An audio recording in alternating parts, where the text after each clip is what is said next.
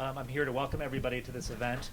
Eric White reminds me this is the fourth event we've had at the BSA focused on the Olympics, and the second is part of the series that has been organized by Chris Reed and others. So we should keep the conversation going as long as people want us to. Before I turn it over to Chris, is maybe a question to the panelists and even a challenge to the Q&A at the end of this is how we get the media to focus back at the planning issues again. It seems to run off, the entire debate has run off onto a kind of PR pissing match, which is entertaining, I suppose, and interesting in its own right, but somehow all of that has completely distracted reporters and commentators from the real important issues about what's at stake with planning for and maybe even hosting the Olympics. So maybe, Chris, we can come back to that question at the end of this, which is how do we get the world to focus back on the content questions again, which I think is very important. Because it's often its own discussion about who's on the board, who the consultants are, who said what to which reporter. And that seems to be snowballing in ways that I don't think are very productive to public discourse. So, as we like to say here at the BSA, discourse matters, and maybe civil discourse too. So with that, I'm going to introduce Chris Reed. Chris, as many of you know, is the founding principal of STOSS, a progressive planning and landscape architecture firm that's really been focused on, over the last, I would say, decade, on issues like the Olympics that deal with all scales of planning, but mostly at a kind of networked system scale. And I think that that's why Chris is the perfect moderator tonight about the kind of problems that are ahead of us and some of the issues that are going to be discussed. Thanks, Tim, and thanks to you and to the BSA for hosting us tonight. It's a real privilege to be in this space, and I think we're all looking forward to a nice reception out on the terrace a bit later. Welcome to all of you to this, the second in a series of panel discussions among Boston's design, planning, and innovation communities about the future of this city and how efforts associated with the potential bid for the 2024 Olympic and Paralympic Games might help shape and achieve that future. I have to put my glasses on. Tonight's discussion, we're going to focus on the public realm and the ways in which landscape and public space over a century after the inception of Boston's Emerald Necklace might once again help to reshape the future of the city. The series kicked off, as many of you know, a few weeks ago at the Bruce Bowling Building in Dudley Square with a panel of internationally acclaimed leaders, designers, planners, inspiring a conversation about the potential legacies of Olympic bid efforts, both successful and unsuccessful bids alike, in helping to reimagine cities across North America and around the world. With that start, and after tonight's panel, the series will move forward in the coming weeks with a series of discussions starting next Monday at Northeastern University on sustainability and the environment, on transit and mobility at the MIT Media Lab on July 20th, on innovation in the city at the Cambridge Innovation Center on July 30th, on the societal impacts of Olympic legacies at Harvard's Graduate School of Design on September 7th, and future panels to be organized on entrepreneurship, housing, neighborhoods, and a number of other topics as well. I too want to offer many thanks to the people and organizations and institutions that have helped in this effort. First, starting with our incredible hosts and sponsors this evening, the BSA, the BSA Foundation, and the BSLA, who have been amazing in putting this event together and in helping the committee move forward. I also want to recognize and thank the participating hosts and sponsors of the series, which include those three organizations, ULI Boston, the Venture Cafe, the Harvard Graduate School of Design, MIT School of Architecture and Planning, Northeastern's School of Architecture, as well as Boston 2024. There are many ways to get involved, through email, through Facebook, and through Twitter. Please do let us know your feedback, and we're happy to hear from you. All right, tonight we're going to focus on the public realm. Over the last 10 or 15 years or so, we have witnessed a resurgence of landscape and public space in cities around the world. As more and more people are moving to cities, city leaders and planners have focused new efforts on the ways in which shared collective spaces can be expanded, injected with new thinking and energy, and made available to a wider and wider range of people. Often, these projects are built on the leftover infrastructures and brownfields from industrial eras past that are remade as vital and vibrant parks and plazas and recreational systems. Other times, too, the initiatives have been born simply from efforts to take back space from automobiles and vehicles and to create new kinds of thriving, living spaces for people, for the environment, for art and culture and interactivity. Most recently, we can also find throughout North America and around the world entirely new urban districts organized and framed by multifunctional and life-giving landscapes, whose diverse public realm and infrastructure strategies are understood to better respond to and to accommodate the complexities of environmental, social, technical, and economic conditions that contemporary cities face. Some of these are also associated with Olympic efforts in other world cities. Of course, here in Boston, we don't need to look far for visionary landscape systems that reshape the future of the city. Frederick Law Olmsted's Emerald Necklace, which began in the late 1870s with the Muddy River and Back Bay improvements, significantly remade parts of Boston with a string of parks that extended from the center of the city out to Brookline, south to Roxbury and Dorchester, and was intended to connect around to the beaches of South Boston. More than just recreational parks, though, the necklace included significant flood control measures, a host of new rail and wheel-based transitways, new ecological corridors and habitats, and the edges and outlines of new neighborhoods. In total, a full city-making initiative that reshaped Boston for years to come. So what now? 130 years after Olmsted first imagined the Emerald Necklace, and in the midst of efforts by Boston 2024 and others to renovate portions of the necklace, portions of Franklin Park and other local and regional public spaces for potential use during the Olympics, what are the new ways in which landscape can continue to reshape the city of Boston for the 21st century? How can landscape take on new challenges that confront us today, including environmental pressures, climate change, and sea level rise?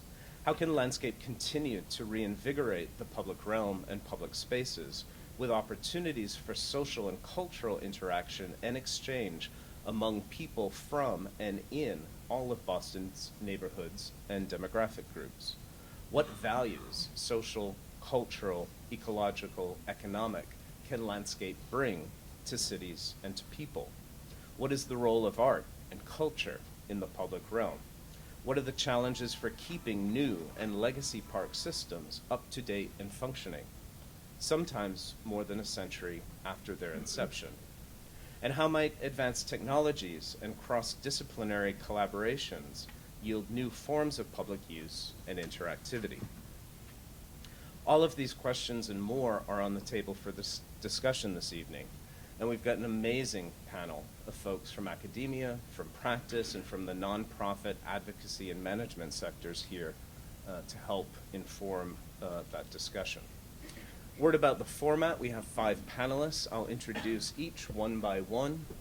They'll give a 10-minute presentation. I'll then invite everybody up to the panel. I'll kick off with a question or two, and then we'll open it to the audience for some interactive Q&A and discussion from there. Anita is Professor of Landscape Architecture and incoming Chair of the Department of Landscape Architecture at Harvard University's Graduate School of Design. She's a landscape architect specializing in the history and theory of 19th and 20th century public landscapes and urbanization in the US and Europe. Thanks, Chris. So what I'm going to do today is very briefly frame for you why the Boston Park systems, and I'm here referring to the Emerald Necklace, the Charles River Basin and its associated landscapes, but also the Metropolitan Park system. Why were they quickly become paradigmatic, both in the US and in Europe, where the modern urban park had initially emerged? What had made Boston a model worthy of this export? And what are the lessons that we can still today draw from the experience of the late 19th century? The first reason why the Boston Park systems, and I am using this drawing that includes all of them, so the Elliott, the Olmsteds, and Shirtless, and so forth. The first reason was the size and the diversity of the park systems that embedded in Boston. They extended to 10 miles around the State House, and as such, it was the largest park system that was to that day conceived in the world. In other words, it operated at a metropolitan scale. In addition, it included a great variety of types and sizes of public landscapes that ranged from the small neighborhood park to large forest reservations, from riverways for flood control to recreational basins and lakes to public beaches, and from formal boulevards and leafy streets to meandering parkways for leisurely travel in carriage and automobile. Notice as well that the primary pieces that make the system are all interconnected. Okay. Operating both at the local and systemic scales of the urban landscape. The second reason it became a model here and in Europe more broadly is and also what makes it extremely relevant for us today is that Olmsted, Elliott, Shortcliffe, Manning, etc., understood their practice in a very instrumental, anticipatory, or projective way. So American cities during the second half of the 19th century were rapidly industrializing, and the new economy brought with it many pressures to urban environment. The population of the United States more than tripled during the second half of the 19th century, with the largest numbers of people living in cities as they do today. New York's population increased more than sixfold, while Boston's population had quadrupled. Cities had less than optimal conditions for health, and environmental problems such as pollution, contamination, and flooding were widespread. Specifically in Boston, it must be noted that massive and ongoing topographical transformations had been taking place for many decades already. The three hills that had originally formed the peninsula of Boston had been cut and reshaped, now known as Beacon Hill. The Back Bay had been created by filling in the marshes beginning in the late 50s. And the Charles River Basin entailed a major transformation of a tidal estuary into a formal recreational lake and park, a social space.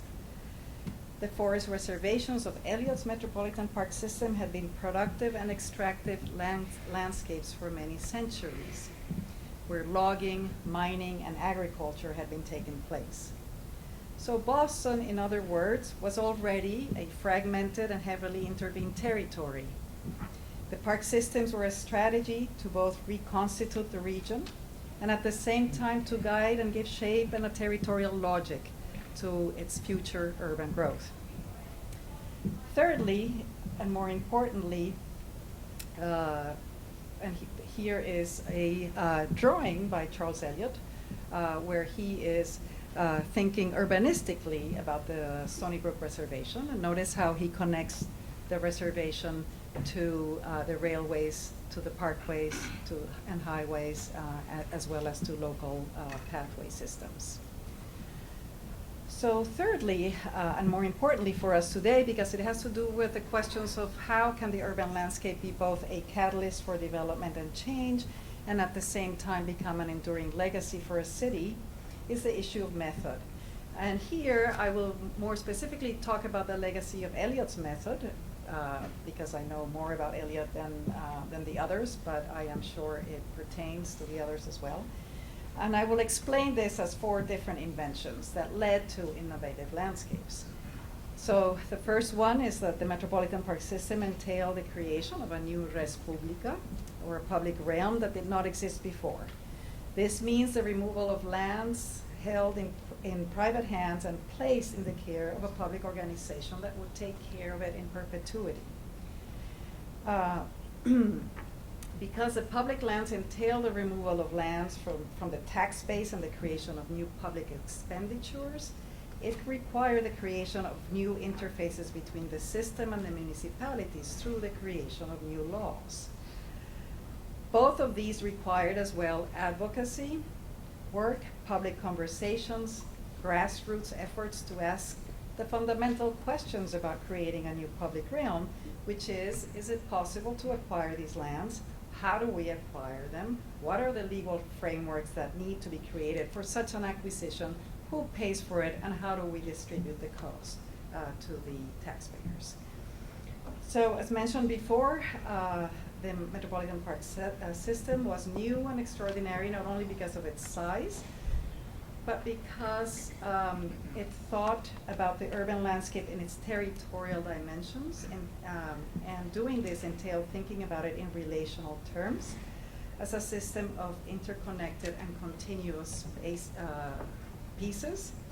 And the things that connected them were mobility, infrastructure of water control, floodways, hydrological systems, streets, and so forth. So the pieces, as well as the connectivity between the pieces, were thought about very broadly. New categories of landscape entail new ways of representing it, both to conceptualize it anew, but also to communicate its rationale to the public, and in this case, the legislature. So drawing heavily from geology for knowledge and for its techniques of representation, Eliot used new types of drawings that for us are very normal today, but were new then. He used scale comparisons, diagrams, overlays, and photography. Scale comparisons were used to make an argument for quantity and size, but also for extent. From geology, he understood, and here's the location of the park within that 10-mile radius all around the State House. From geology, he understood the territorial logic of the Boston Basin, from which then, of course, he drew his concept. From geology, he also took the notion of the overlay, made most famously known by Ian McCart much later on. And he used it to explain how he chose the sites and to explain the rationale and the logic to the public. And then he also used combinations of diagrams and overlays to demonstrate relationships that were both opportunities, in this case, a drawing of the Blue Hills, explaining how the heights would afford very distant views to Boston and the Bay, but also what I call conflict drawings. Drawings that are overlays, combinations of overlays and diagrams that show at once what the problems, in this case the fragmentation of potentially a forest reservation is, because 4 or 5 different municipalities have a hold on it, and in addition it shows the uncoordinated infrastructure and development around it, and of course this is what he wanted to do. And finally, he used photography, which was very new to the practice of design, as a fundamental tool in field work and documentation, but also as a basis to strengthen his argument. I should note that all of these drawings were part of the law, of the bill that was introduced in the legislature. So in other words, the legacy of these 19th century parks are not only the parks themselves and everything they offer, socially to the individuals that visit them, and environmentally to the city as ecology, economically as framework for development, but an equally important legacy is the method, the laws, the institutions that were built around the park, all of which were emulated in many cities around the world thereafter. And the effects of that method can be seen still today. And this is a contemporary infrared image of Boston that traces the MPS. How does all of this relate to Boston in the year 2024, almost a century and a half after the creation of all of the systems? What can we learn from these precedents, and what are the parallels?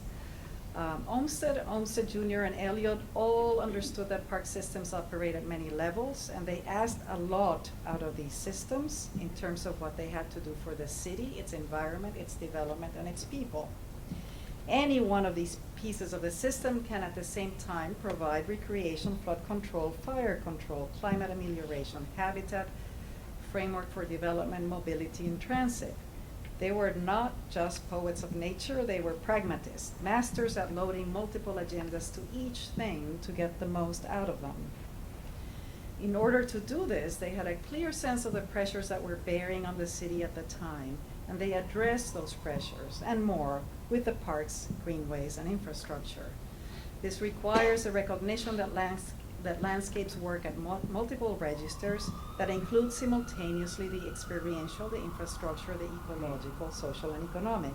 But it also entails knowledge of how landscapes engage with and contribute to other pieces of the city not directly related to it. Urbanization appears here as a catalyst for new landscapes to emerge, and landscape as catalyst and facilitator of urbanization. And then finally, they were anticipatory and instrumental, as said before, projecting into the future and anticipating how the landscape would engage with and address those needs. So just to conclude, I would say that today Boston faces similar pressures, albeit caused by different processes. Although Boston is one of the cities still with greatest percentage of parkland per acre, it is sorely lagging behind in recreational facilities. It has an increasingly diverse population with more expected in the future that bring with it its own needs. With many miles of coast, sea level rise is an urgent concern. Its legendary parks are in need of extensive restoration, posing a significant financial burden in the future. Its transit system needs both expansion and modernization. Its food, clean water, and energy supply as well could be better. I would argue that hosting the games in Boston in 2024 will be an event with potentials and effects similar to those that emerged in the second half of the 19th century. But in order to take full advantage of this historical event, there will be the need to invent new categories of landscape that will address the pressures currently operating on the city, to engage new technologies and new methods of work that will describe the challenges that need to be taken on and addressed, and the opportunities that need to be embraced. The idea is to turn these games into both catalysts and legacy that will invigorate the city to take on the challenges of the 21st century.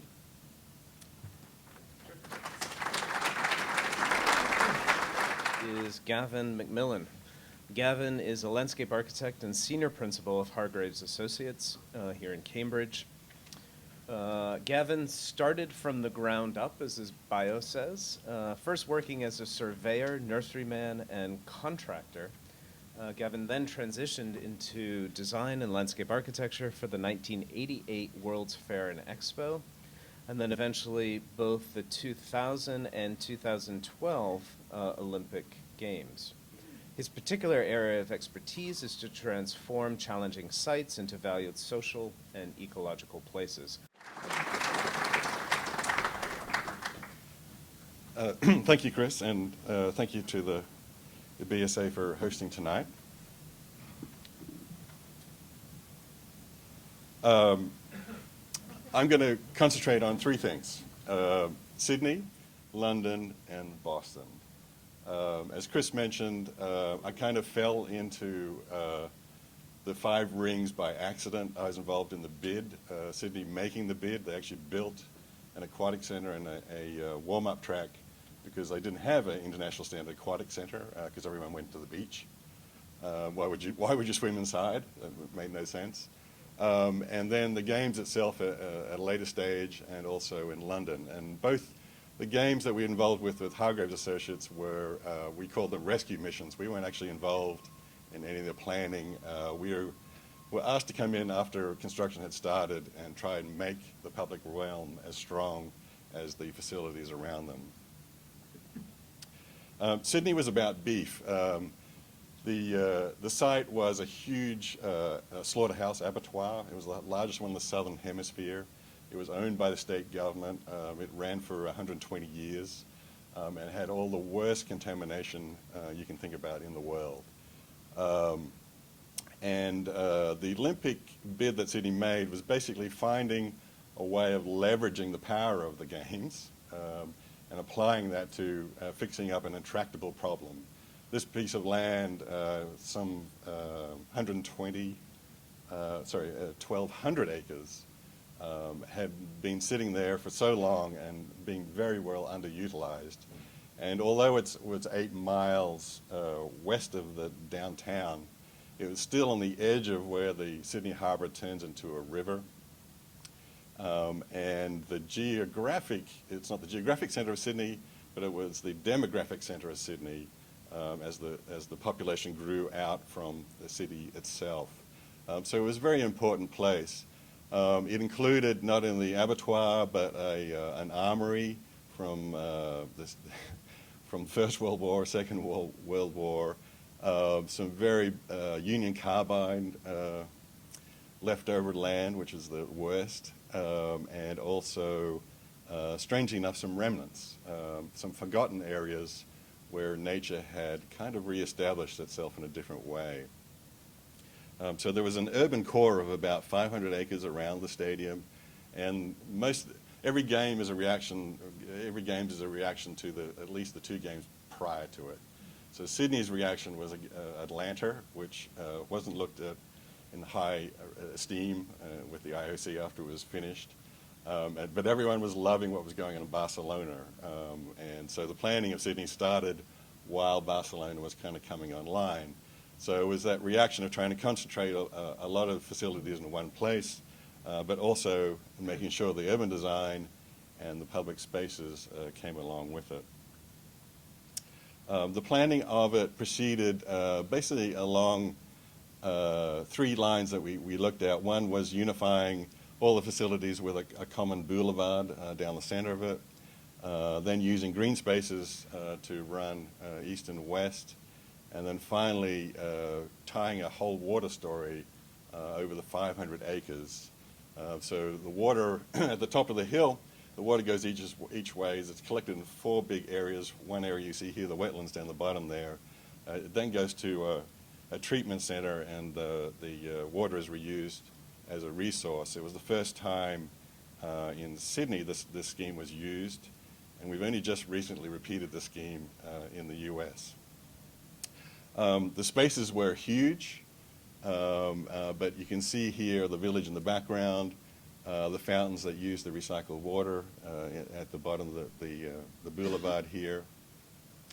And Sydney was seen as, its end use was seen as a sporting complex after the games had left, with some development, but essentially a sporting facility. One of the interesting things along the way, I talked about remnant nature.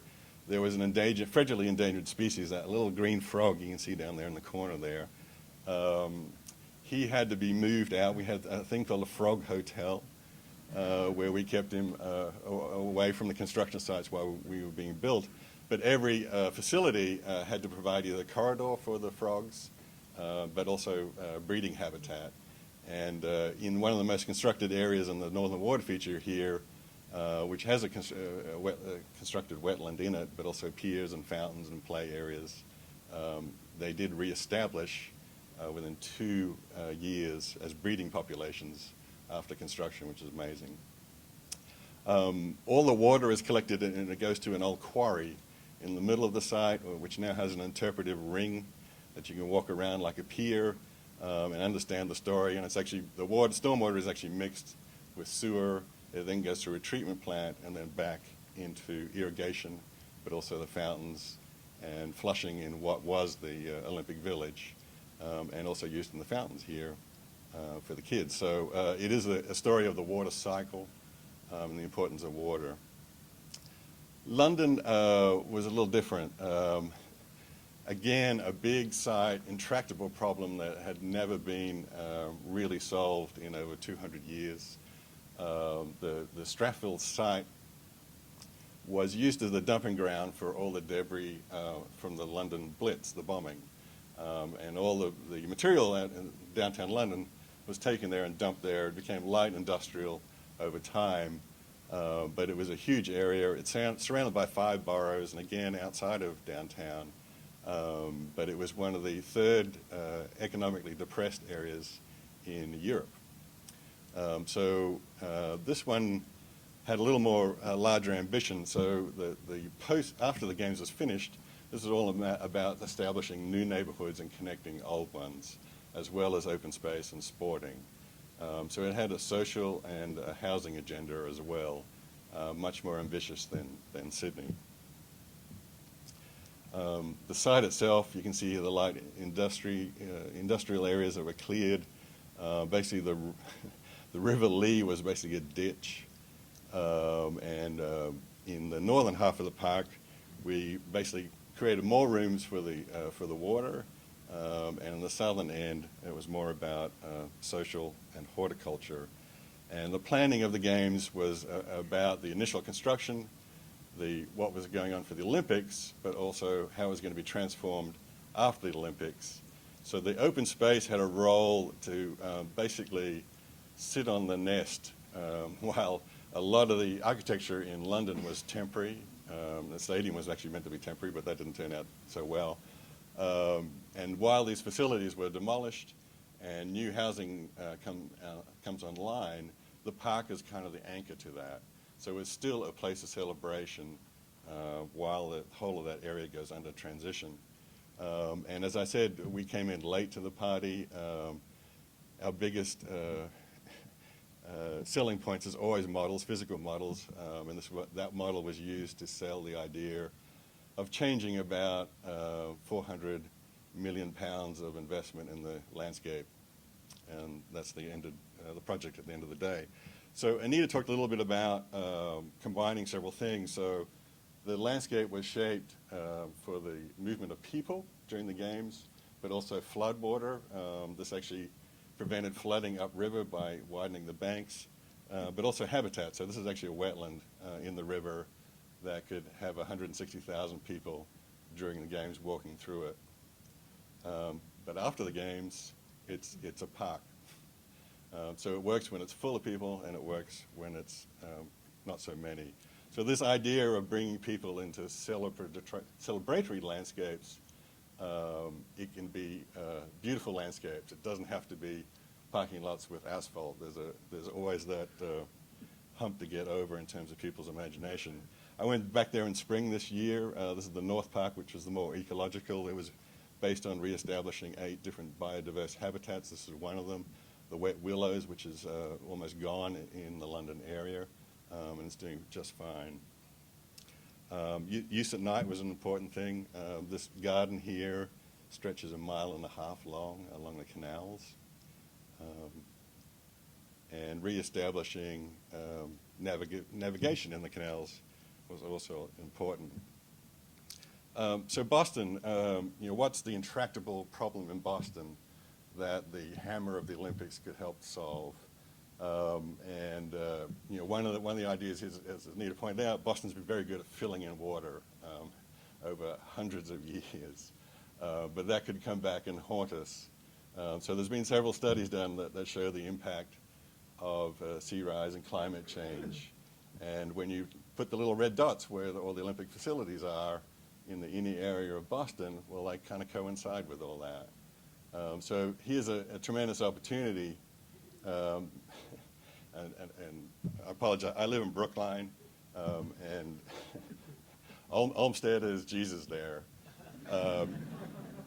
So it's always this question's always put forth, and this was actually on our neighborhood park in 2013. But it's kind of interesting idea. What would Olmsted do in the situation that we're in now? We all know that as mentioned before, that the connection to South Boston and the beaches was never made. So there's one on the list that's kind of easy to do. But maybe we should be thinking about linking all these venues with a blue way and a green way that addresses not only supplemental transportation, so no matter how much we spend money on the T, we're not going to be prepared for the Olympic Games. But maybe we should be looking at the water as part of the public realm, as part of the Olympic experience, and addressing climate change and sea level rise, all those venues, and reestablishing the cross-links to tie up the Emerald Necklace along the way. So this could be something. Is it something new for the IOC? Sydney was the first Green Games. It was actually done with the cooperation of Greenpeace. London was the greenest games so far in terms of sustainable development, but the Olympic movement hasn't addressed resiliency yet and climate change. So this could be a new opportunity. And with that, I think Boston is well posed for the Olympics.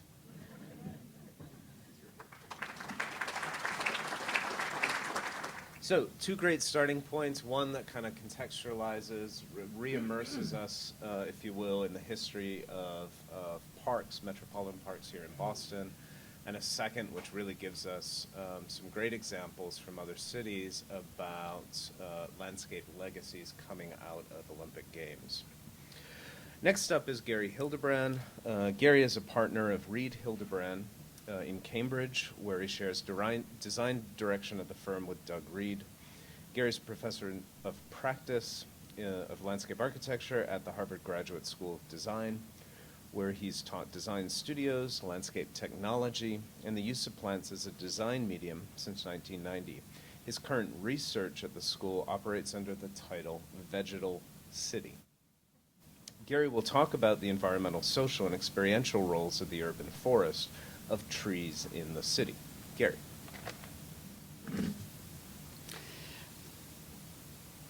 I read the Boston Globe on Saturday and found this gift of a quote from Rich Davey. We have a story just about every day in the Globe, right? Right, Dave? This one was pretty good. This is about walking distance, about walkable Olympics and so on. Gavin knows that London set out to do that and wasn't able in the end, and it appears that there's an issue about locating facilities in other parts of the state, at least other parts of the region here. And I think the CEO came up with a good formulation here, one I like anyway. Imagine Boston as a garden. Everybody's moving from venue to venue. I like it a lot. I thought I would try to hit the question directly. So there's two things I'd like to see. We just need better infrastructure in the city. That's for sure. We've been working on that. Long ways to go. And we need more trees. There's a lot of people in the room that knew I would say that. We learned how to do this already, as Anita has pointed out, in the 19th century.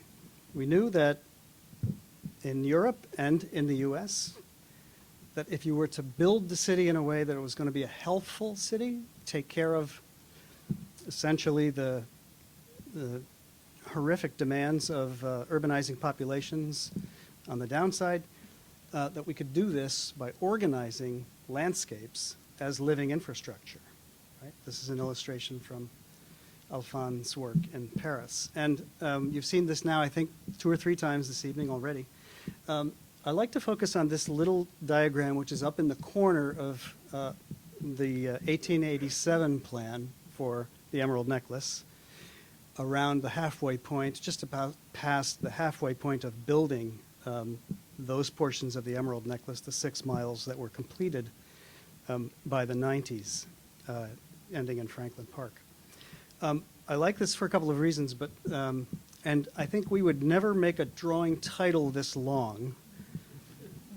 But I think what's quite lovely about that is that there's an argument being made in the title of the drawing for this complicated and complex set of works to be networked to things that were essential to moving around the city. And Anita addressed this also quite beautifully tonight, so I don't have to elaborate that. Olmsted firm was, political, as has been said. They were also designers. And this rough photograph, or at least my version of this photograph is pretty rough, is taken from the rooftop of the Somerset Hotel at Charles Gate. And I have always been fascinated by the capacity of the Olmsted firm, and I'm going to credit John C. Olmsted primarily now with as the hand behind this set of forces. Something that we're going to need to do, because we're going to insert sites. We don't have a lot of open ground. We're going to insert sites, and this is the insertion of parkland essentially in the stockyards and in the drainage ways and in the crummy drainage ways of the outside edge of the Back Bay as it was being formed. The railroad was there.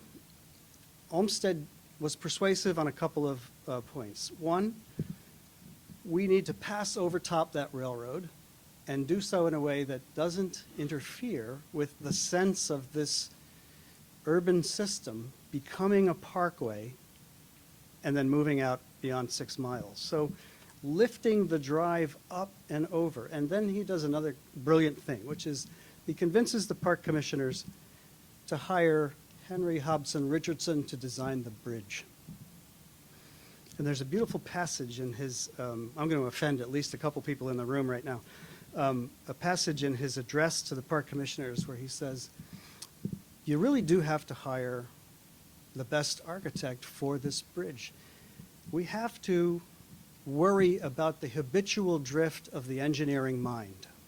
I love that quote. Sorry, engineers. You understand what he was meaning here, that we would have to believe in the poetry of the work in such a crucial place where so many things are happening. So the waterway is coming below both the railroad and the new bridge. The bridge is an architecture designed by Boston's most notable architect. And really the bridge is a landscape. And this is the beautiful thing. The trees go right over the bridge.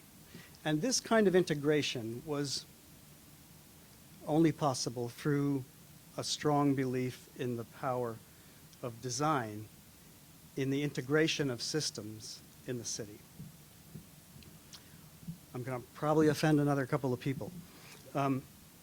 I now refer to Stephen Coyle in his time as director of the Boston Redevelopment Authority in the mid-1980s, when discussions were really starting to get traction around taking down the central artery.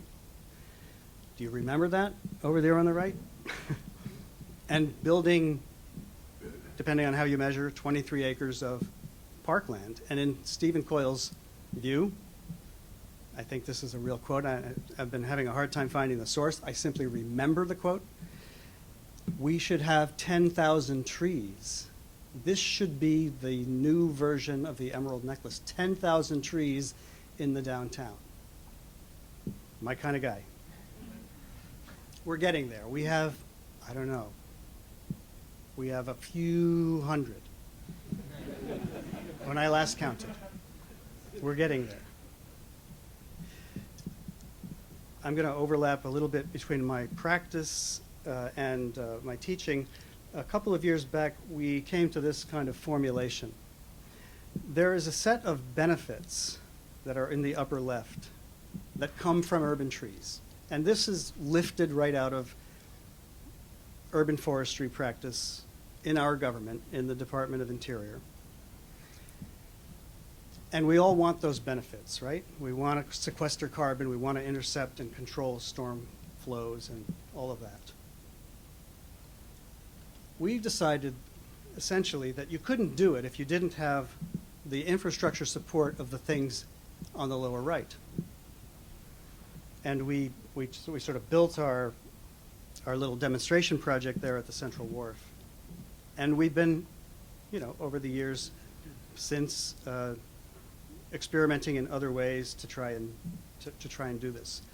The formulation really is that you can't have that beautiful spatial thing above grade, that world of inhabiting the urban forest, and you can't have the benefits of that if you don't provide the infrastructure that's below grade. You don't have to show it, but you do have to build it, and you have to pay for it. And that was our little formulation. It came out of a study I did with students, with Chris and Frederick and I did with students now some years back. And the data are older data sets now. They're probably close to 10 years old. Just to point to you a couple of things. So here again are the benefits. And there's a cost to maintaining trees, to planting trees and maintaining them. Somebody figured out in the Department of Interior 15 years ago that you could monetize these benefits, right? And so if you look all the way to the far right, I can't read the number, but that's the value, right? The total value if you monetize these benefits and add them up. And look at the value of the London plane tree in New York about 10 years ago. Astonishing number, right? Well, I don't think we have to worry too much about the dollars and cents of this, but mayors like Bloomberg and Menino and Daley in Chicago figured out that this was valuable to them, valuable socially and culturally. We did a little bit of a comparison with 5 North American cities, including Boston, New York, Boston, Chicago, Toronto, and Boston. Hard to read the diagrams, but if you look at the per capita money spent on parks and open space in Boston, it compares very poorly to a place like Toronto or a place like Chicago. And Baltimore, which has had this long span ecosystem study now for going on 20 years, has really figured out that this stuff counts. We were focusing on South Boston, and because we know there will be venues in South Boston, I thought maybe I could resurrect this for a moment. This diagram shows the density of canopy coverage. The USDA says you should have about 35% of a city covered in canopy. And if you do, then you will begin to get the healthy benefits of the urban forest.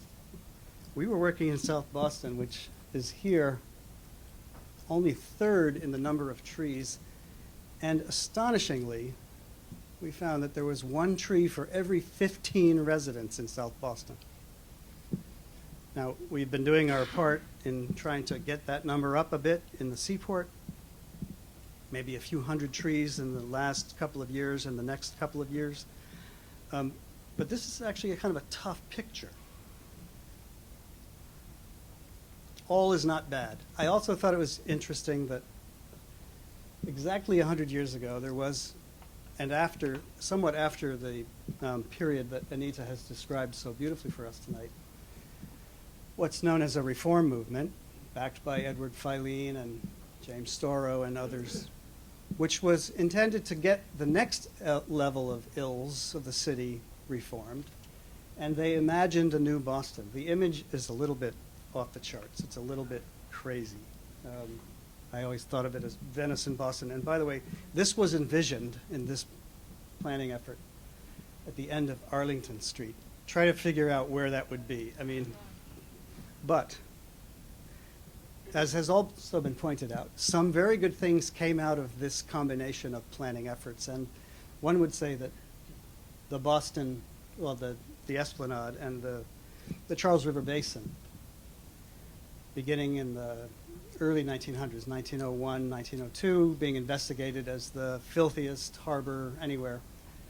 And by 1910, beginning to be turned around and having been turned into really one of the great assets in all of Boston.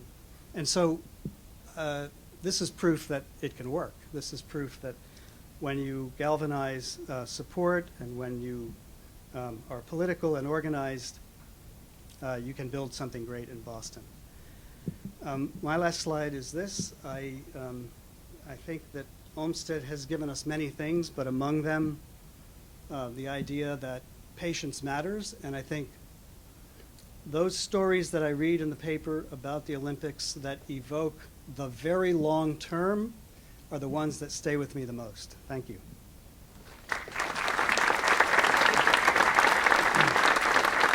Next up is Jay Meejin Yoon. Meejin is an architect, designer, and educator. She's head of the Department of Architecture at the Massachusetts Institute of Technology. Meejin's also the founder of Howler and Yoon Architecture and MY Studio, both here in Boston. Meejin's design research investigates intersections between architecture, technology, and public space, intersections which she will speak about tonight. Meejin.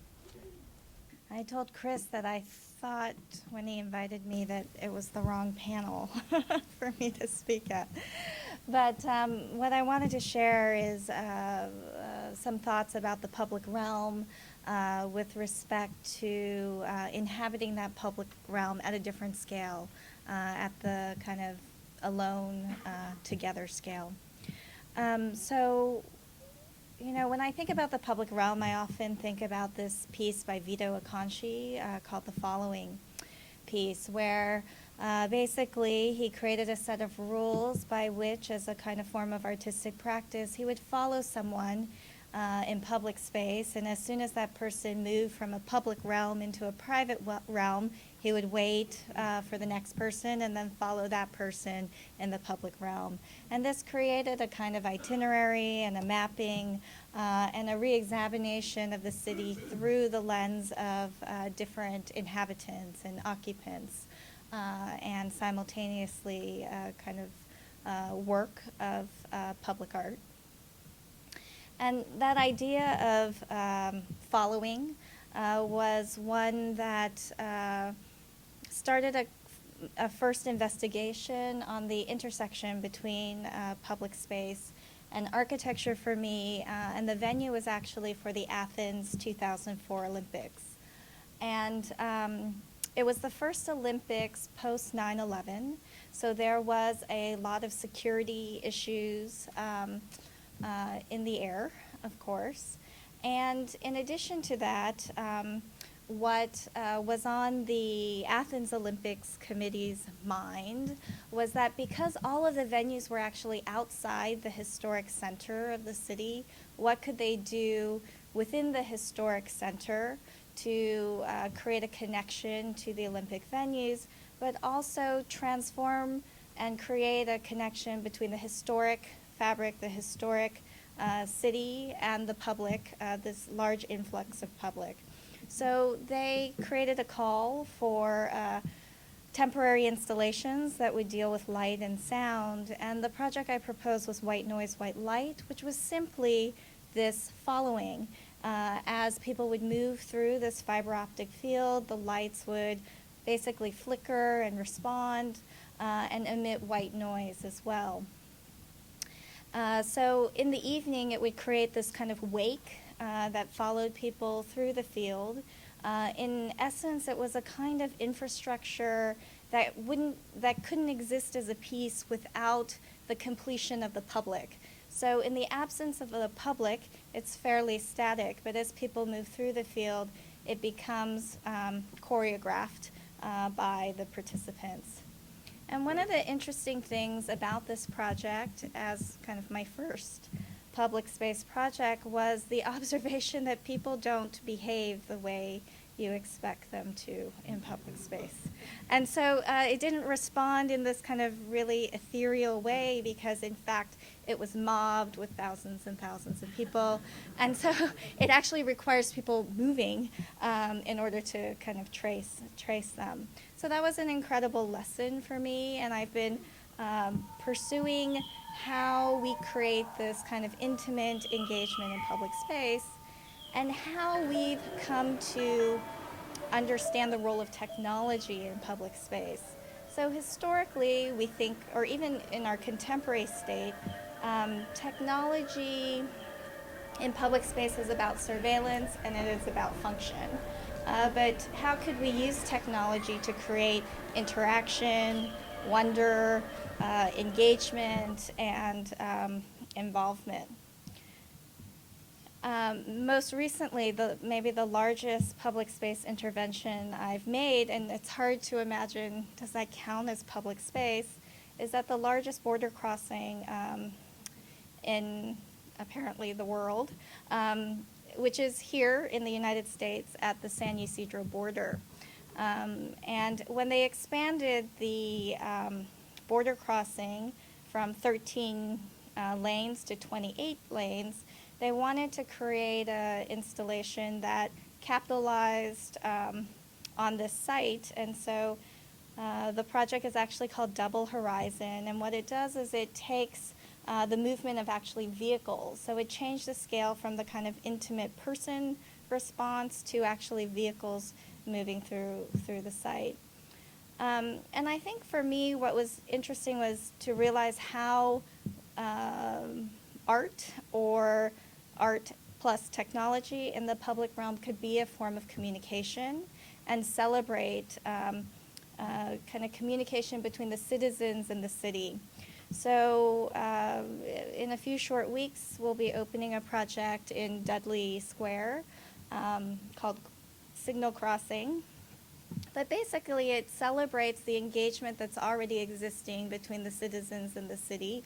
It is a kind of a sculptural data visualization element, which takes the Citizens Connect real-time information where people are communicating to the city from various neighborhoods, requests, and those requests are being closed out, addressed, and this will then become kind of a contemporary version of the lights at the old Hancock building, but now more data rich. Public space projects can be tied to infrastructure. So this is the creation of a kind of public parasol. So this is in Phoenix, Arizona. We're asked to create public space. I thought the only way you're going to get that is if you create shade. So to move from the kind of personal parasol to a public parasol, but it's tied actually to a roadway expansion project and occupies actually a traffic median. And the canopy is a solar canopy, which of course charges during the day and illuminates at night. So the question of how public space projects can actually create discourse and dialogue has been interesting to me, and especially in the area of the environment. This was a very small installation done at MIT, but it's called Windscreen, and it's essentially just using the wind and visualizing the energy in the wind and capitalizing on that mechanical energy to create this luminescent microturbine screen. And what's really interesting is you see how much energy there is simply in the air. And I wanted to close with maybe a more recent project that some people might have seen called Swing Time. And for us, maybe going back to White Noise, White Light, which was done for the Olympics, this became an opportunity to create again a temporary ephemeral environment that could engage this notion of play in public space. And for me, what's interesting about play is it provides this opportunity in the gap, maybe you could call it. So architects talk about the play between two materials. While I think of urban space, I'm not getting off this thing. opportunities for play is very similar. That we need to create an environment which is both familiar and unfamiliar, which challenges the rules of engagement and the rules of inhabitation, brings people together in kind of new formats, and helps them engage in kind of collective behavior in different ways. this year we redid Swing Time, but with solar power, so they're all off-grid this year. And of course, there are a lot of people on D Street, but what's really amazing is how people love to abuse our work. And I think it's fantastic. It's frustrating because we have to go out and repair all of these things when they are overloaded. But, you know, after this, we were asked to please provide some rules. And, you know, that was the hardest thing because we didn't want to write do not X, do not Y, which is what I hate about public spaces with rules. So we created these cute icons, but they didn't work. And you see all kinds of great photos being, you know, celebrated and people inhabiting these swings in all kinds of ways. And for me, the success is when people are making out in your public space.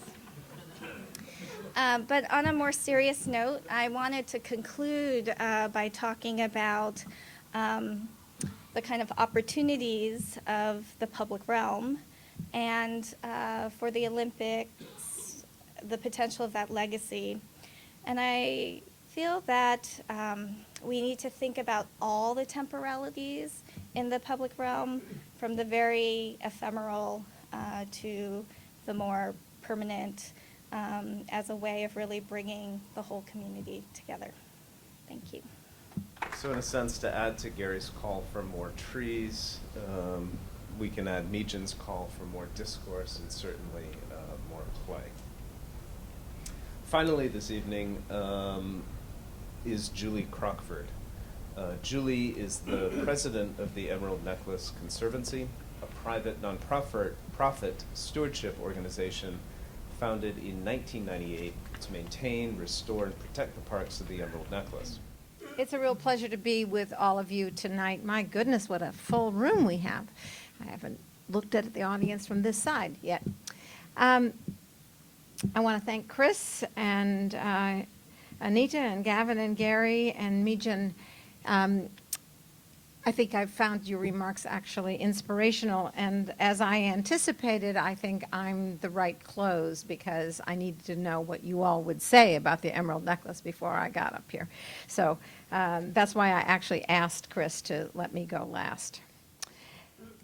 So I won't be able to educate you very much about the Emerald Necklace since you already know it so well and it's been talked about so brilliantly tonight. The linear park system that it is, that also surrounds another linear park right down the middle, the Southwest Corridor Park. So one of the things that is unique, perhaps, about the Emerald Necklace is how collaboration and public-private partnership has really been built into the DNA of the Conservancy. We have 3 property owners in the Emerald Necklace: the City of Boston, which is illustrated by the blue or the aqua, the town of Brookline, which is illustrated in the yellow, or the orange rather, and DCR, the state, the Department of Conservation and Recreation, formerly the MDC, which owns the parkways and a little bit of parkland at Charles Gate, and you can see a few other places where they own land. We also bring together and convene the friends groups and abutting institutions up and down the Emerald Necklace. And so as we think about the Olympics, I think Chris asked me to speak because it will be such a transformational kind of public-private partnership if, in fact, the Olympics do come to Boston. And public-private partnerships aren't easy, let me just say. They come fraught with challenges. I also like the tree analogy.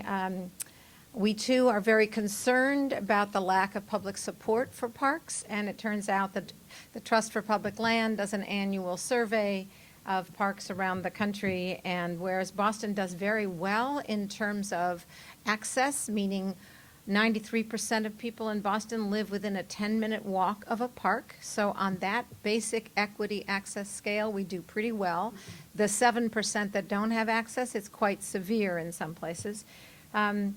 But where we really lag is on support for parks. We also have pretty good acreage, I should say. That's the other place we rank very, very well.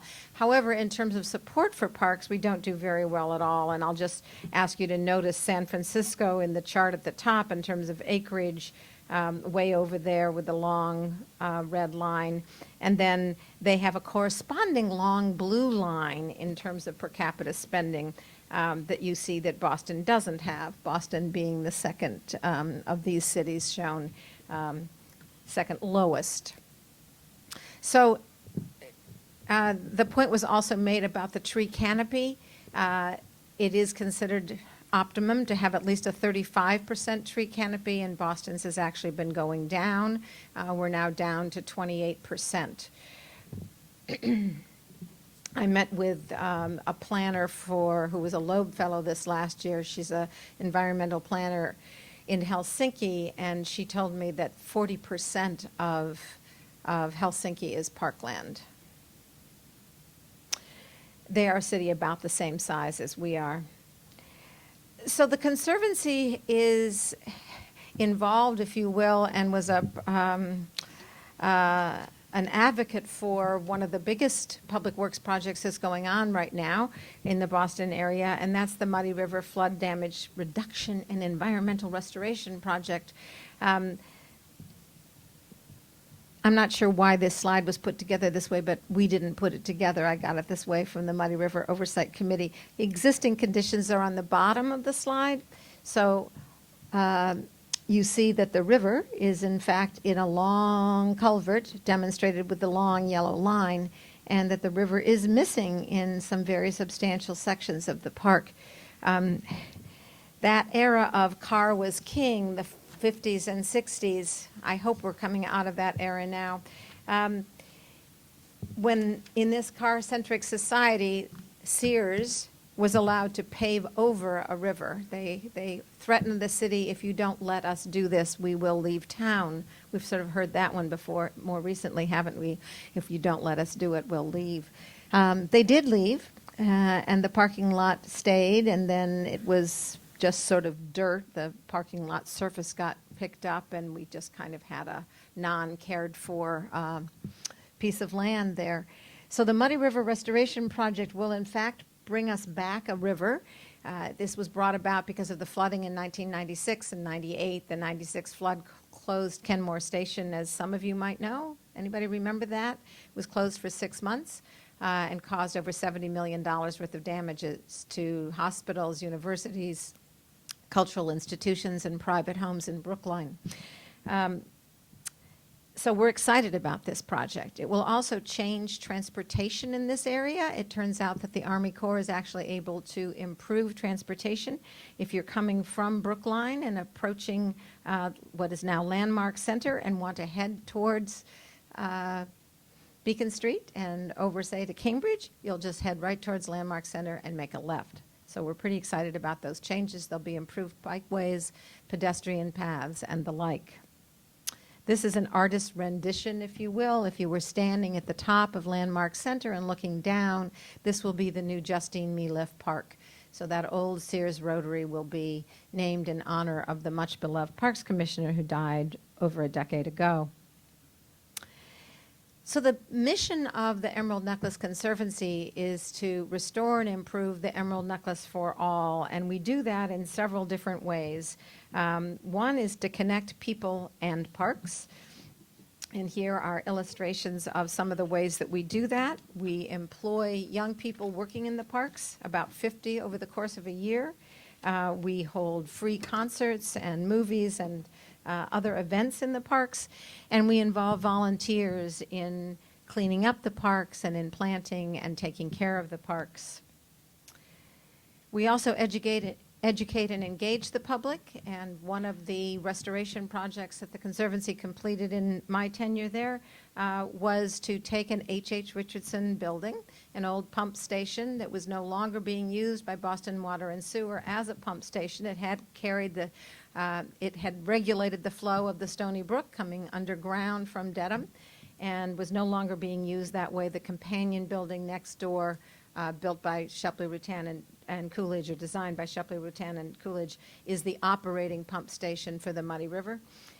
So this was excess property, and again, Justine Liff wrote to John Sullivan at Boston Water and Sewer in 2000 and said, you know, John, the best use of that building of yours would be to make it a home for the Emerald Necklace Conservancy. In 2011, we moved in after a $1.2 million restoration to the building. And we conduct tours from there. We educate people. Our Green Team youth leaders were all working there today. We've restored some of the other park features. A year ago, we finished the restoration of the Kelleher Rose Garden in the Back Bay Fens. Definitely not an Olmstedian feature. This was added by Shercliffe during the Rose Garden super popularity phase. First, there was a Rose Garden in Franklin Park, and people loved that one so much they wanted one closer to the downtown, and this was added across from the MFA. Interesting little anecdote, when we went about doing the restoration, I had a project architect managing this, and we got a lot of help from folks at the Arnold Arboretum, who one person went online and started collecting photographs because we were trying to figure out what had happened to the cherubs. There weren't any cherubs left, and there are photographs in Shercliffe's time of 4 cherubs. Then there are photographs of 3 cherubs, and then there are photographs of 2 cherubs. And then that's the last photograph until there were no cherubs. So we actually had to have these cherubs reproduced from photographs.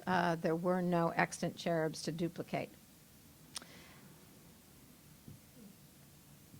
The latest restoration project that the Conservancy has undertaken is, again, with its public partners, Boston, Brookline, and the Commonwealth, in honor of the Conservancy's 15th anniversary 2 years ago and the 10th anniversary of a major fundraising event we do every year called Party in the Park. We were looking for a really transformational project for the parks, and it was agreed to, you'll like this, it was agreed to that the primary thing we could do is take care of the trees in the Emerald Necklace. And in order to do that, first you have to know how many you have and what kind of condition they're in.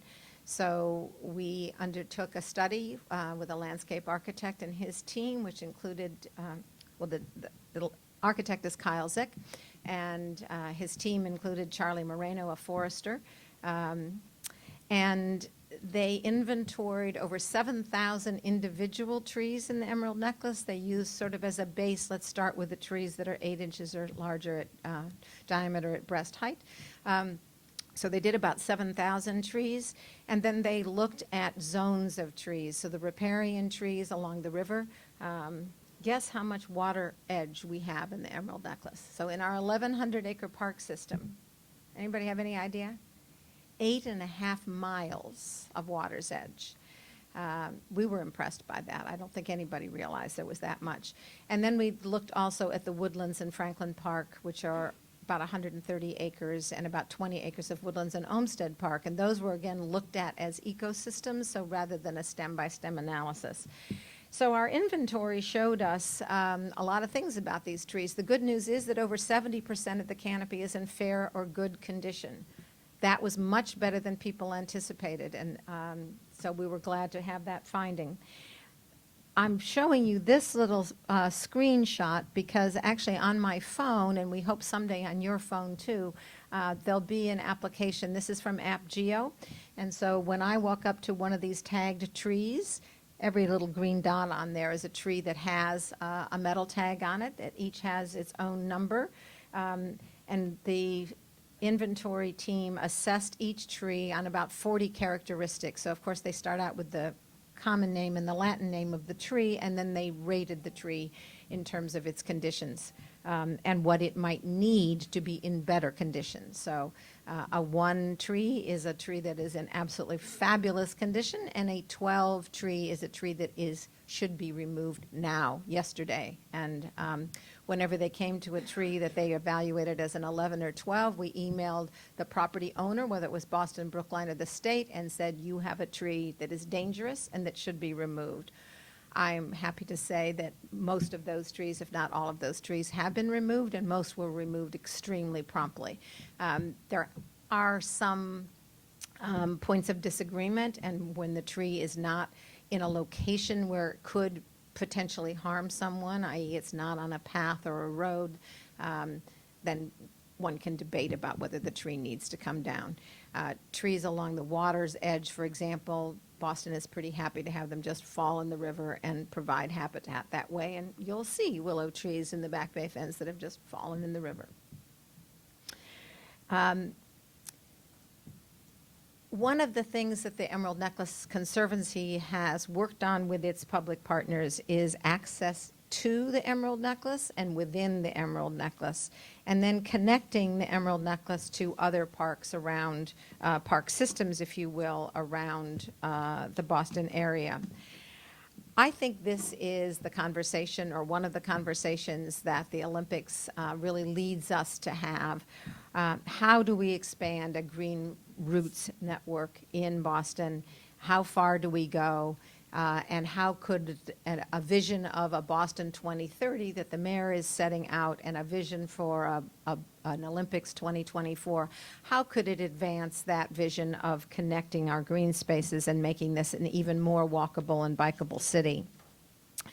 I think when you think about the problem, the way Olmsted was a problem solver, he solved problems looking at them very multidimensionally. So we know that in solving a sanitary problem, he created a park and a recreational area, and he improved the mental health and well-being of people.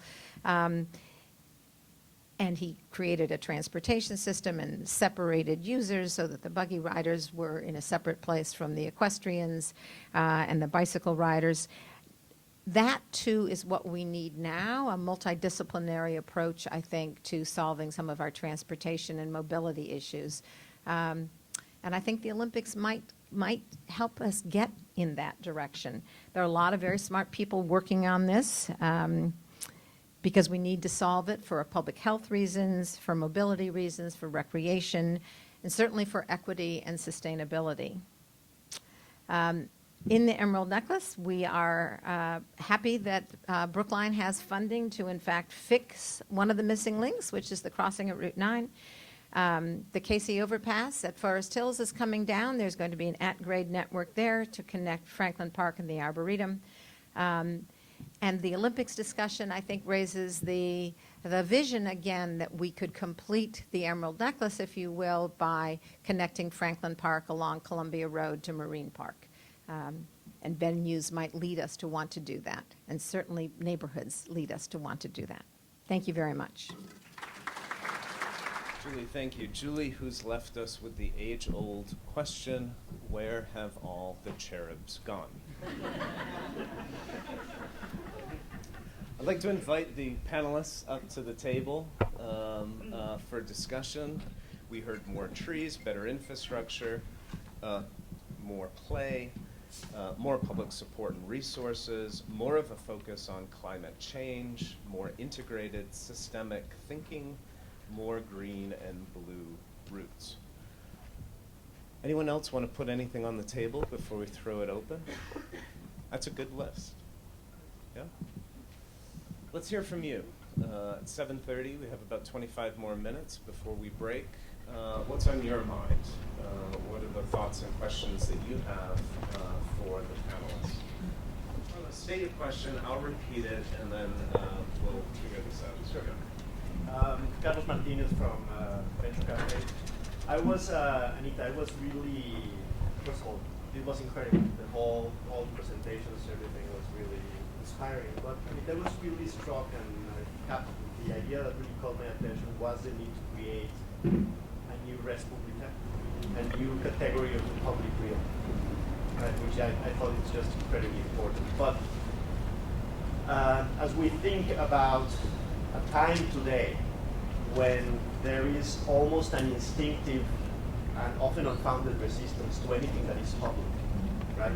How do we preserve the civic and public function of these spaces when there are so many pressures to privatize them through naming rights, through ownership, through limits on use, through, which is so counter to what all of this is about.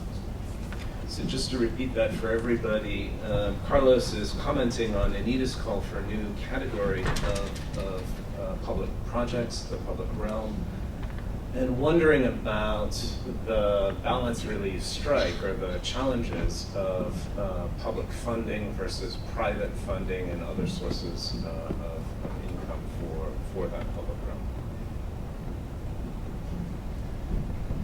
Hard question.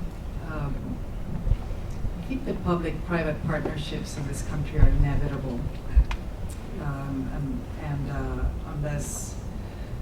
unless somebody comes up with a brilliant idea about how not to privatize the public realm, I think we should focus more on making everybody feel that they can join into this public realm, albeit half privatized.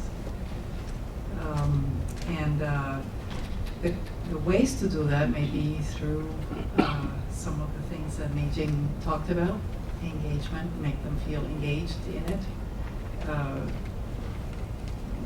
The 19th century public park perhaps is a little too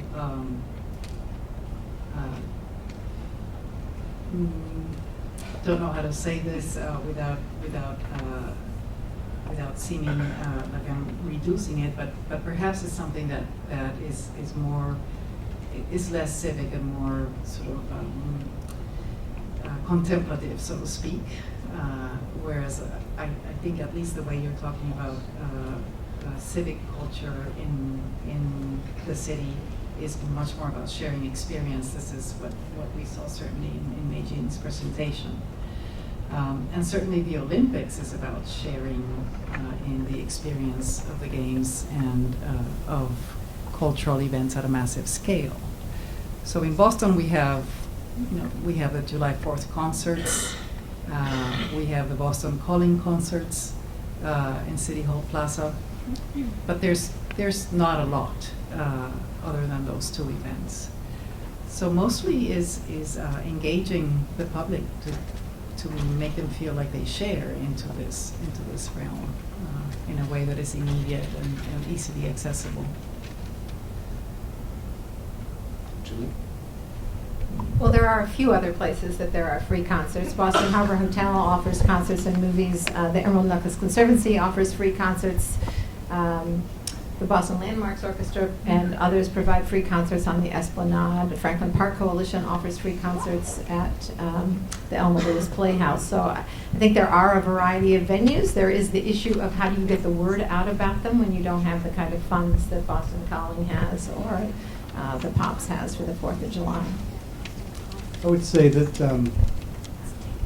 it's impossible to disagree with the idea that you would erase public-private partnerships. It's a matter of life today.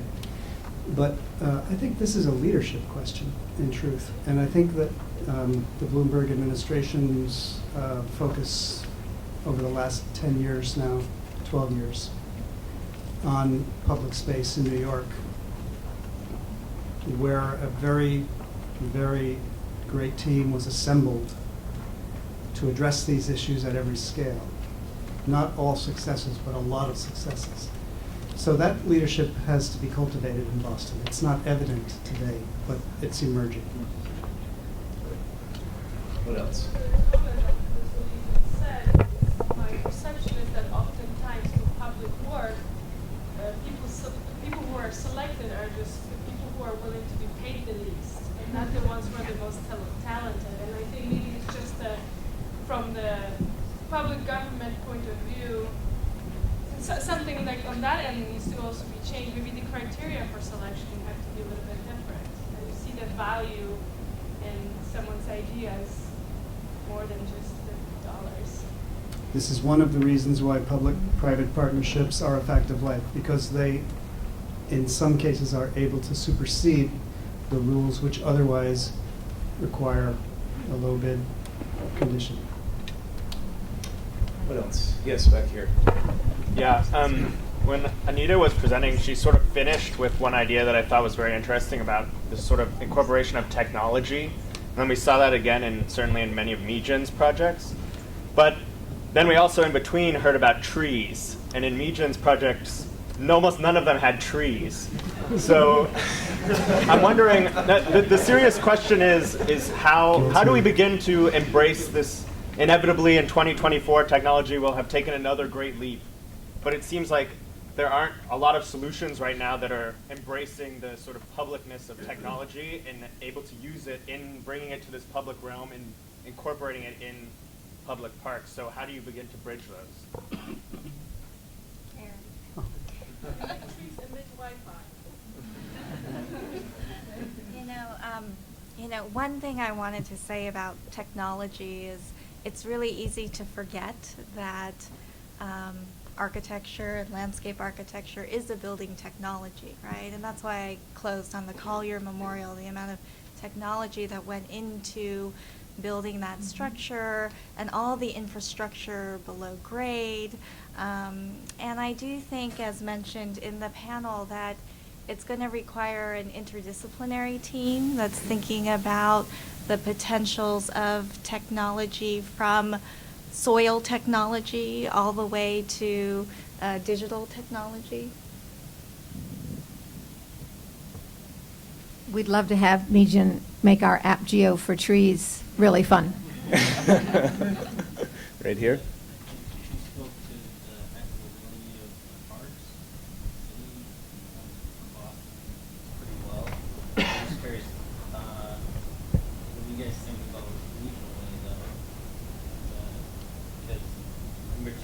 I'm actually on the North Shore, and I passed through like 1A, like the Linway, all of that. Mm-hmm. And I'm just kind of curious about like how you examine that at all. Yep.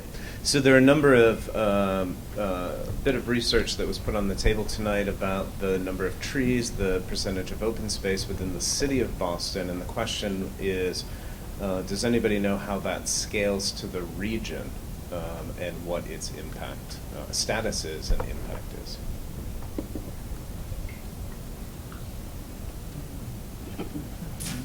That's hard to say. The data that we've used in our study have been generated around cities.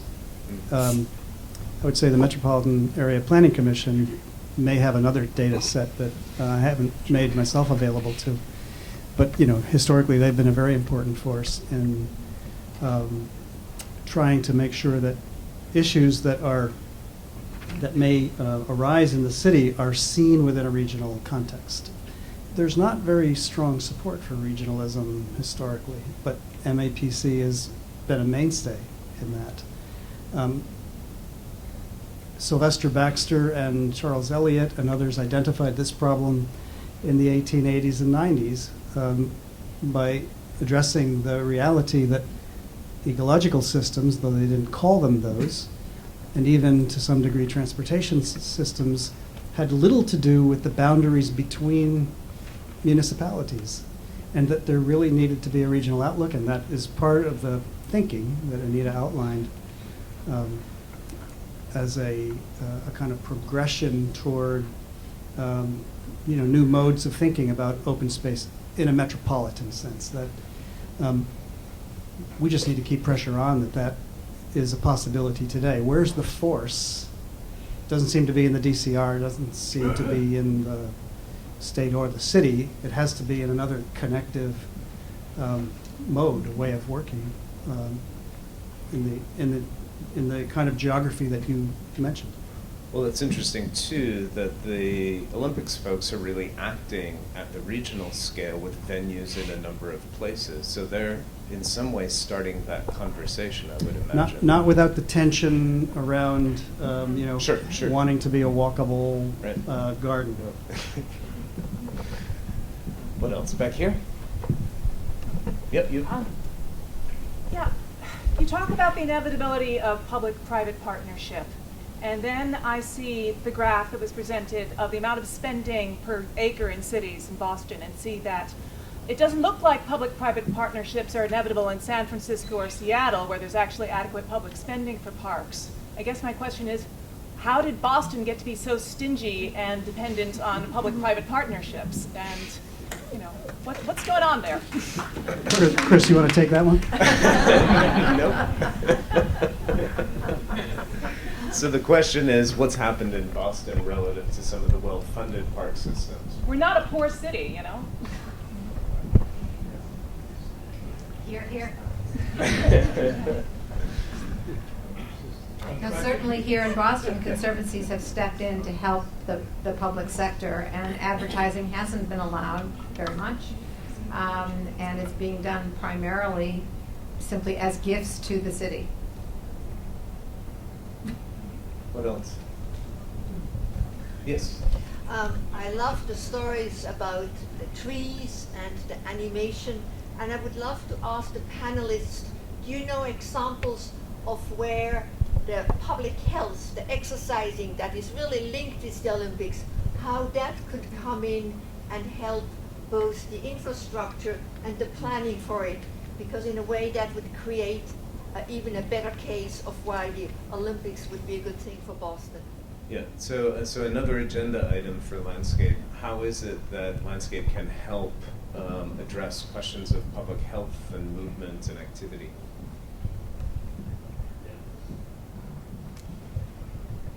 Give it a shot. I can speak to London.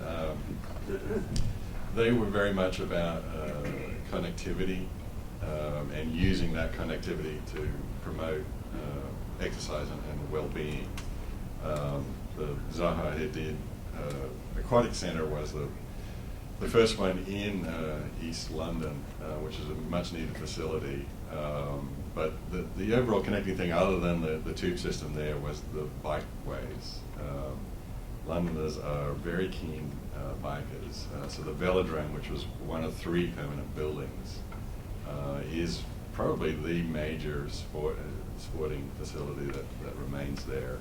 And you can actually join it, but it has become a kind of trailhead to a bikeway system that links not in the urban areas, but up and down the Lee Valley river system. So the bikeway system is absolutely amazing there. So I think that's an added benefit to the health picture. Also add in, my firm's currently working in Syracuse, New York, on a project called Movement on Maintenance Competition that we won in conjunction with Meajan's firm. And it's all about getting people out on the street to exercise using bouncy surfaces. We looked at interactive technologies that would start to light things up as people moved along the street as well. So there are some inventive ways, I think, that you can begin to address those as well. In the back of the room? The Olympics are going to need a couple of big landscape ideas and regional visions.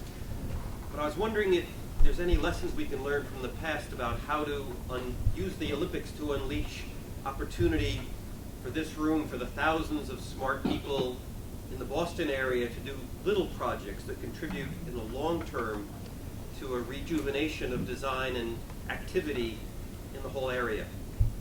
I love the question. It makes me think that if the bid does its job well, it ends up presenting to the Olympic Committee an ecosystem of projects, which for me have to be rooted in transit and how to move people around, but should trickle down to many different kinds of interventions at every scale. And there's no doubt that we have the talent in Boston to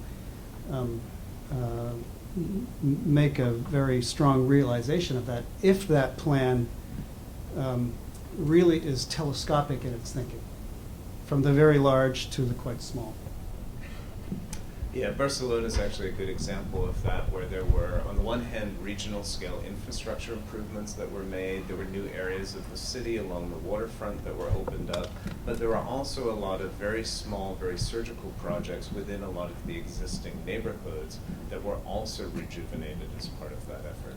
Yeah, and Sydney learned from that as well. So they had a dedicated program. The main Olympic venue was 8 miles from downtown. But it had a program to utilize smaller architectural firms and design firms and artists to upgrade public facilities and public art in other areas. And they were very smart at the end of the day. It was all put into a book and a tour that you could do as well. So it was orchestrated from the beginning. This is a key point. Not only does the quality of design has to come up for small projects that are numerous and easily accessible to everybody, so they're spread throughout the city. But also the communication about these projects has to be made much more aggressive and public. Something that happened during the moment of the Olympics in Barcelona is that everybody in the city could discuss what was going on there in terms of architecture, landscape architecture, urban design. School children, regular people, not just the design fields, not just the design professionals, but every citizen was engaged in the conversation on the quality of those spaces. That doesn't happen here somehow in American culture generally. And this is one of the ways, in terms of the question about how to use technology, that would be one of the great ways to involve people in looking at their environment and establishing a connection and understanding what is going on, and a commitment to discussing it and to advocating for it. If we can make the city talk about design through the advocacy that we all do as designers, I think this would be a fantastic success. Dave? On that subject, I think we all would agree that the Olympics is a great catalyst to have that public discussion. But I think that raises the question, as advocates of planning and design, do we need to root for the Olympics too? Because as someone who opened up the report when it first came out in the Globe, and I thought, well, I'll just look at 3 sites that I know about through my job, and I could say, that statement's not true, that statement's not true, and that statement's not true. So I'm already very distrustful of some of the large infrastructural moves that are being proposed. And I don't know that that needs to be a fatal flaw, but it makes me reticent to jump in with both feet into advocating for the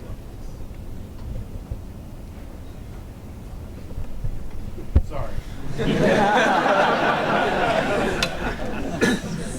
So, I don't know if I've got your question right, but given the slow progress of things in Boston landscape-wise over the last, what happened at the end of the 19th century and the beginning of the 20th century was so extraordinary. It sort of brought everything else to a halt, right? I just don't see how this can be passed over. This is the impetus that the event of the Olympics would give to design and to the city has to be taken advantage of. We're going to have to be very aggressive about it, of course, and make sure that the quality is extremely high. But if it hasn't happened until now, what would move it to happen if it's not this? So, of course, I think it's necessary to support it. But it's necessary to frame it in the right way as well. I can add, because Sydney and London were under British rule, the planners are at the top of the food chain in those 2 environments. So each Games was very heavily planned, and from leadership down. But we got involved because the plans were basically planned to death. They forgot about the design that came afterwards. So, I think it's all a debate, and you're part of it, just being here and asking that question. So it's a very long road, nothing is cast in stone for Olympic Games. I can tell you that. Even up to halfway through construction, it's not cast in stone. What else? There was one back here, and then we'll go over there. Thanks, Chris. I'm still thinking about the stinginess question. And historically, if I'm right, and you can correct me, Julia and Anita and Gary, but I think that Olmsted, the Parks Commission, was only allocated $100,000. And one of the reasons they chose the Back Bay fence is that that's all they could afford with this small investment initially from the public. And Olmsted transformed that in an extraordinary way into something much greater than was imagined. I'm thinking maybe the similar type of thinking is needed with respect to the Olympic proposals, in the sense that Chicago has had several nominations that it didn't get, and the planning that went into that and all the energy wasn't, to my knowledge, transformed into some built work of the sort that people are aspiring to. So Chris, I'm wondering whether you need another panel that says, what if the Olympics aren't built, and what should be done anyway, and what can come out of all this deliberation that really has to be done in the same way that we think about climate change. It has to be done anyway, regardless of the scenarios ahead. Yep, yeah. And in fact, at the first panel a couple weeks ago, we saw examples from both Toronto and Washington, D.C. about some pretty amazing planning that's moved forward in the wake of failed bids for the Olympic Games. Jim, I think it's wise on the mayor's part to identify an effort around Boston 2030,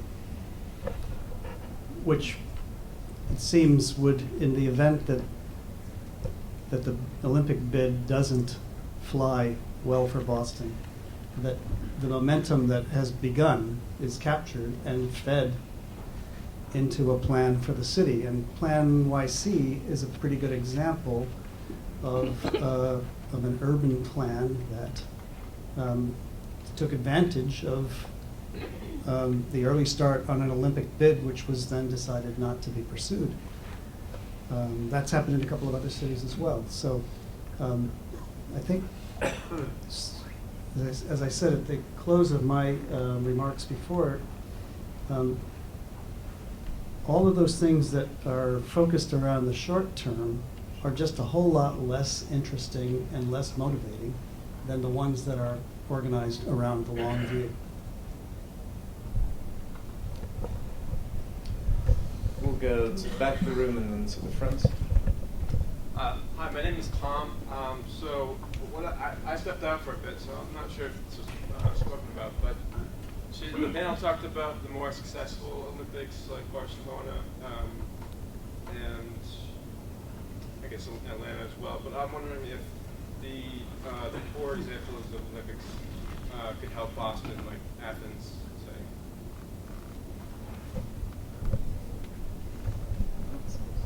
So the question is around some of those Olympic Games that perhaps are not considered so successful in terms of the legacy it leaves for that city or country.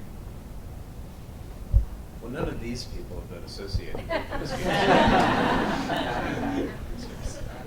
Although Meechan did some wonderful work in the center of Athens. But I think in some ways that's the point of the conversation. Like, how do we ensure that that's not the way that this games or this bid anyway might turn out? Yes. It seems to me that the Olympic planning process to achieve some of the things that we are dreaming about and talking about has to be engaging, transparent, and open to the public's participation. And it might lead with a Boston Globe headline saying the Olympic 24 Committee commits to plant 100,000 trees in Boston as a result of the Olympics coming.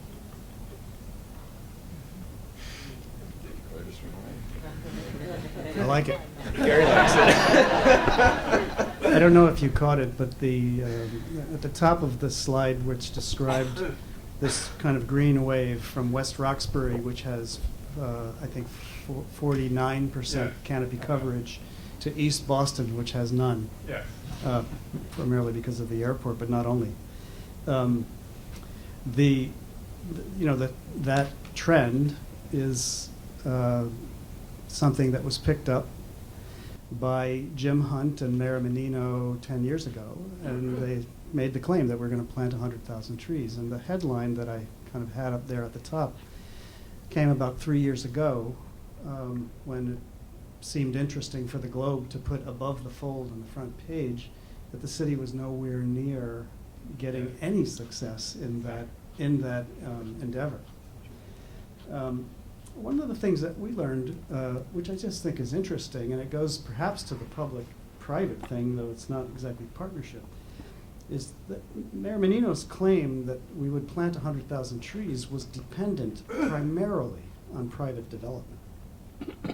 And we figured that out because we were having to produce STEM counts for existing and proposed for projects on campuses. And so, that was a part of their tallying. Well, so as was pointed out tonight, the city's coverage went from 29% to 28% in the last 10 years. So I think you have an idea that could seem visionary. And it could be a part of that ecosystem of projects that I described that you put out there for execution in some way. That's a beautiful goal. I think it's important, though, that designers, and this is again learning from the Olmsted Elliott histories, they were implementers. They were very pragmatic. They knew the law. They knew economics. They were not just proposing projects. They were actually proposing how are we going to get them done. And that kind of design leadership perhaps hasn't been so present also. We need to have that imagination to propose that to the city or the state. How to actually get 100,000 trees cultivated, transported, planted, where, et cetera, et cetera. And this is the sort of argumentation for their projects was very strong on this.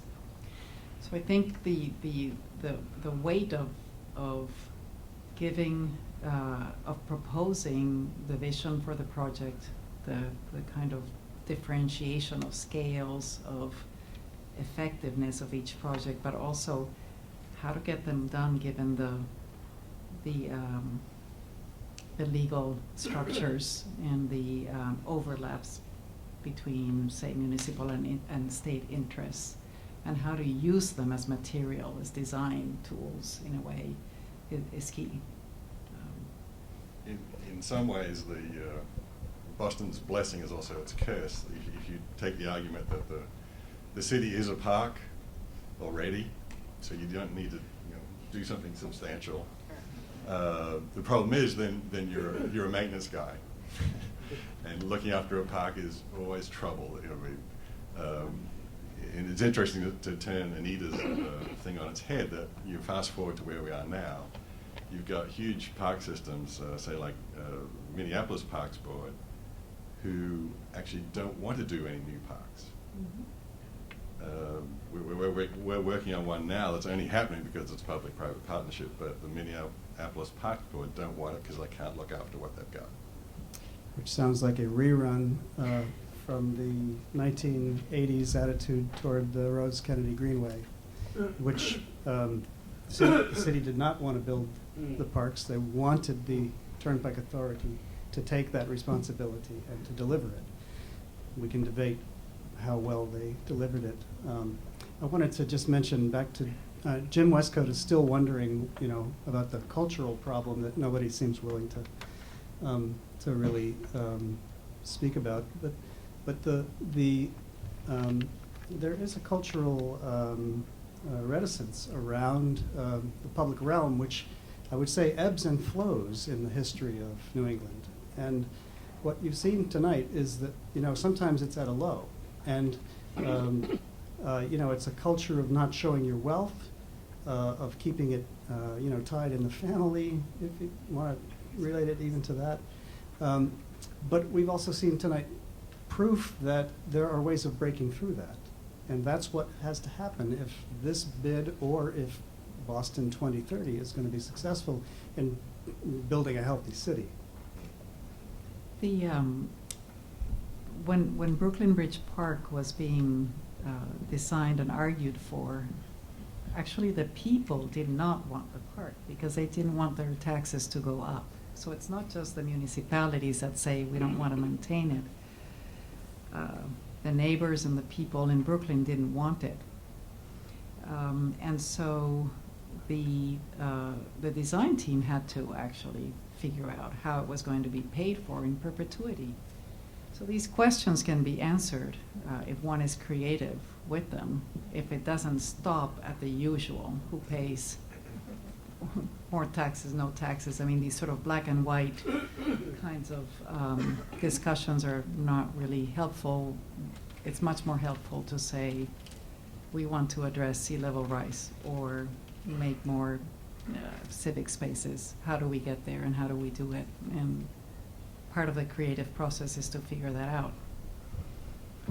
So That is, I would just piggyback on that. I think that creative process is what's being asked of all of you in this room. The practicality of planting and maintaining 100,000 trees is where I would, as the practitioner in the room, want to put the emphasis. If the Friends of the Public Garden weren't spending hundreds of thousands of dollars a year on just 3 parks, the trees in those parks and the statuary in those parks would not look good. But you don't know that going into the park. There's not a sign on everything saying that this was taken care of by this tree was pruned by the Friends of the Public Garden or planted by the Friends of the Public Garden. So here the history of public-private partnerships is, I think, fairly invisible in that there isn't signage, there aren't big banners proclaiming it and big corporate logos. But if it weren't for these groups doing this work, those trees would not be well maintained. And so we're trying to have that kind of influence in the rest of the Emerald Necklace, which is a lot more acres. But I would say that the public partners, because we've put the challenge forward that we will match them dollar for dollar on their spending, they are increasing their spending. And that has been very encouraging to see. I think planting 100,000 trees would be a great goal for Boston 2024 and a good legacy, but there needs to be an endowment and a buy-in for how those trees would actually be taken care of, because if you get back to the economic benefits of trees, those larger trees, if we take care of the trees we have now, they will be sequestering far more carbon for the next few decades than new trees that we would plant today. So yes, we always have to look to the future, but we should also be taking care of the tree canopy we have in place and not lose another percentage point. Well, great. With that, with a call for 100,000 trees, with a call for great design, transportation. I mean, that's what everybody is negative about. You know, getting from Cambridge to Boston. Yep. With all the bridges closed, with the T the way it's operating. Isn't that what you hear, Bruce? Well, you know what? We've got a panel on that coming up. July 20 at MIT. Stick around. Thanks to the panelists. They are hosting for us tonight. Thanks, everyone.